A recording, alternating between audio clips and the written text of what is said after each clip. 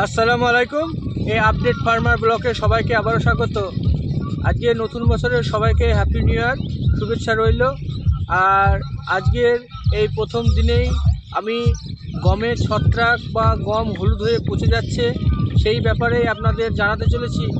আর কি দিলে আপনারা এর থেকে প্রতিকার পাবেন এবং কিভাবে দেবেন সেই ব্যাপারে আমি জানাতে চলেছি।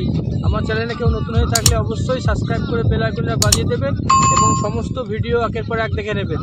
আমরা গমের ছত্রাক যেটা দেখি বা জানি যে হলুদ হয়ে মরে যাচ্ছে, ওটা আমি একটু পরে দেখাচ্ছি।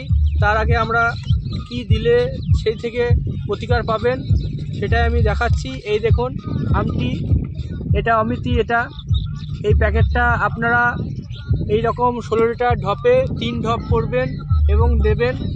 এটা পচা ঢসা এবং শুকিয়ে যাওয়া গম হলুদ হয়ে যাচ্ছে, এই ব্যাপারেই আপনারা এটা স্প্রে করবেন।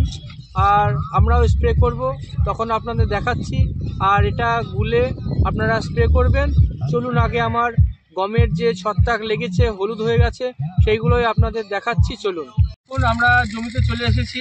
আমরা অমিতি ওই পাউডারটা আমরা 16 লিটার জলে ভালো করে গুলে নিয়েছি এবং আপনাদের দেখাই আমার গমে ছত্রাক কেমন হয়েছে, হলুদ হয়ে যাচ্ছে, পচে যাচ্ছে। এই দেখুন, এই দেখুন, এটা হচ্ছে ছত্রাক লেগেছে, হলুদ হয়ে যাচ্ছে। এই দেখুন হলুদ হয়ে যাচ্ছে, এক একটা ঝাড় হয়ে যাচ্ছে। এর জন্য আমরা এখন ওই আমটিটা পাউডারটা 16 লিটার জলে গুলে আমরা স্প্রে করব। এই দেখুন,